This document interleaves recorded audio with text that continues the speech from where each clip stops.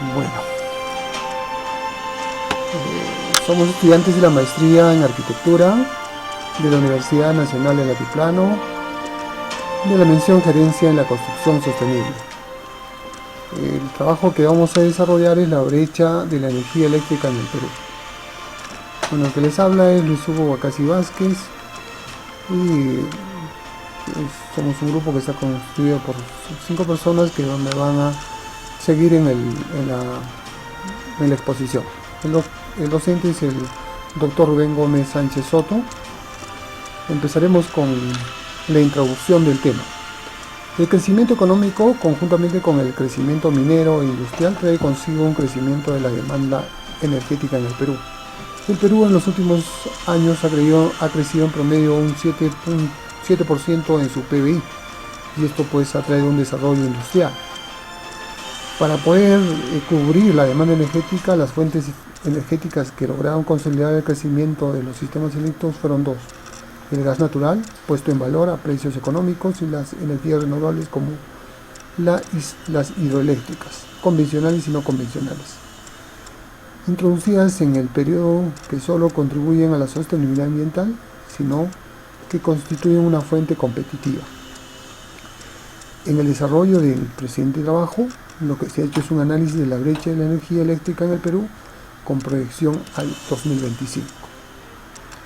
El crecimiento del mercado eléctrico, producción de energía del Sistema Eléctrico Interconectado Nacional, SEIN, se ha observado que se ha desarrollado de la siguiente forma.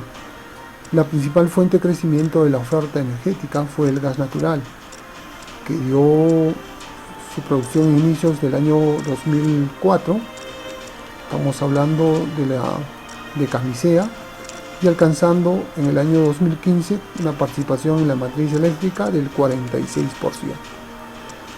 El área verde representa la producción hídrica, que desde el año 2004 se ha venido manteniendo, y el área celeste corresponde a la producción de gas natural, que en el 2015 pues ha crecido bastante. La estructura de la producción por tipo de combustible se distribuye de la siguiente forma. Hidráulica tenemos 48.6%, petróleo 0.4%, gas natural 46.4%, carbón 0.56%, biomasa 0.29%, solar 52% y eólica 1.33%. El total de generadoras de electricidad son de 496, hidráulicas 186, térmicas 301, solares 5, eólicas 5. La producción por centrales térmicas, pues lo explica el video, ¿no? El costo de la electricidad y su impacto en la industria minera. El costo de la electricidad en Sudamérica, pues tenemos uno de los costos mucho más baratos. El promedio cuesta 6.6 centavos de dólar el kilowatt hora, a comparación de Chile, que es 12.1 centavos de dólar el kilowatt hora, ¿no? Entonces, la inversión en el sector eléctrico en el Perú ha ido presentando la siguiente estructura. Del 2015 al 2025, pues la inversión estatal no ha superado los 500 millones de dólares. La inversión privada, sin embargo, ha superado los 2.000 millones de dólares. Sin embargo, en el Plan Estratégico Nacional 2015-2025, consideran que para el horizonte del análisis de inversión del sector energía es de 50 millones de dólares y para el subsector de electricidad 9 millones de dólares. Y con esto se pretende alcanzar un 60% de producción con fuentes renovables y un acceso del 100% de electricidad a las familias peruanas, sobre todo a las del área rural, ¿no? El escenario de la producción por fuente para el año 2025 se puede observar en el siguiente cuadro. Se espera que para el 2025 la producción a carbón sea cero, de petróleo sea el 0% y de gas se reduzca a un 40% y la hidráulica se incremente a un 55%. En este momento la producción a gas es del 46.4% y la hidráulica del 50.4%. Esos dos son la fuente principal de energía en el Perú. El Estado peruano aprobó su política energética nacional para el 2010-2040, ¿no? Con un decreto supremo número 064, y donde sus objetivos principales es tener una matriz energética que debe priorizar las fuentes renovables y la eficacia energética, desarrollando un sector energético con un mínimo impacto ambiental en base al uso de recursos renovables, priorizando la construcción de centrales hidroeléctricas. Establecer un marco normativo para contar con un abastecimiento energético competitivo para de esta manera incentivar el acceso a la inversión privada. Facilitar el acceso universal al suministro eléctrico, facilitando e impulsando la inversión de la construcción de sistemas de transporte que garanticen la seguridad y la confiabilidad del sector eléctrico en el acceso al suministro, sobre todo en el área rural. La demanda interna de energía en el Perú. De acuerdo a los datos proporcionados por el Sistema Interconectado Nacional de la Producción de Energía Eléctrica, en estos cuadros mostramos la producción de la energía por empresas y su participación por porcentajes, llegando a que tenemos una producción total de energía de 44.540 gigawatts por hora. De acuerdo a la información proporcionada por el Ministerio de Energía y Minas en la publicación del Anuario de Electricidad del 2015, el flujo de energía eléctrica se divide en dos porcentajes, el 95% para el mercado eléctrico y el 5% para consumo propio. La participación de la energía eléctrica. De acuerdo a este cuadro vemos cómo se ha ido distribuyendo la energía, viendo que tenemos una disposición del 87.1 destinado para el consumo, el 13.3% está registrado como pérdidas y el 1.4 se utilizó para propio consumo de la generación de energía. El 0.1 se ha utilizado para la exportación y para uso propio un 91.3% para las actividades industriales y el 5.0% el consumo propio y el 3.7% para la generación de energía, haciendo un total de 87.3% que se destinó para el consumo final, el 11% fueron pérdidas y el 1.6% dirigida al consumo propio. El balance de la energía.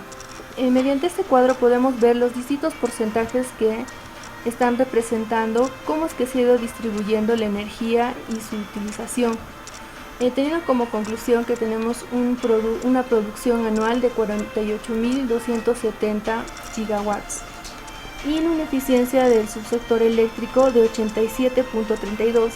Esto viene del consumo final sobre la demanda que ha sido necesaria. Para poder ver la potencia instalada de centrales eléctricas, podemos ver que tenemos una brecha energética y una potencia instalar.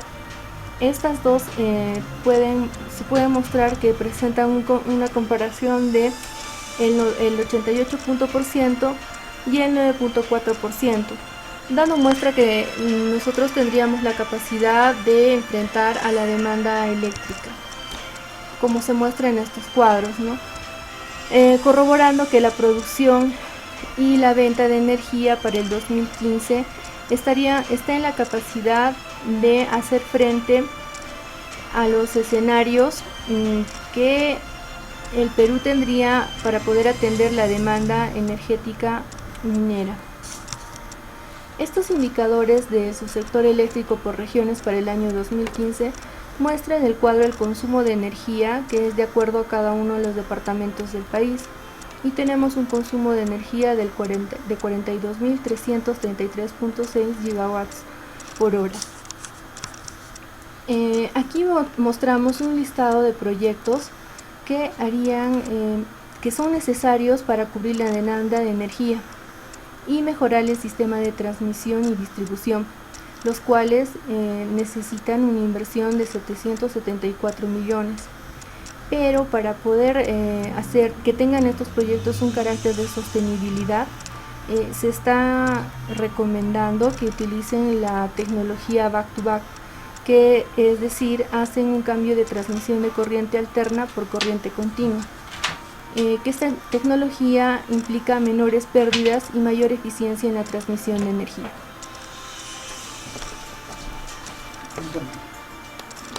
Alternativas tecnológicas. El fomento del acceso a la energía enfrenta diferentes retos y se puede realizar con diferentes alternativas tecnológicas, siendo el caso de los potenciales usuarios del gas natural. Una primera opción sería construir la infraestructura de transporte por ductos y ramales desde los nuevos yacimientos. Una segunda alternativa, válida para zonas cercanas a la infraestructura ya existente, es el uso del gas natural comprimido. Una tercera opción apropiada para mayores distancias sería construir algunas instalaciones de regasificación de gas natural en determinadas regiones. Y una última alternativa todavía no discutida es el uso de la tecnología del gas to liquids. A continuación vemos en un cuadro donde tenemos los costos de transporte del gas natural y petróleo. Cosa que el ducto del gas es de alto costo y ducto de gas de bajo costo. Los costos medios de transporte de gas natural para demandas pequeñas. Cuando se analizan las opciones de llevar gas natural a zonas con demandas no tan grandes, las tecnologías más atractivas en la actualidad, las cuales han tenido un gran avance en estos últimos años, son el uso de gas natural comprimido y el gas natural licuefactado, tanto bajo las modalidades de transporte terrestre como marítimo. En el cuadro que vemos el avance que lleva o el tiempo que lleva en generar o llevar los gas, por ejemplo el gas comprimido por vía terrestre, el gas licuefactado por vía terrestre y por marítimo.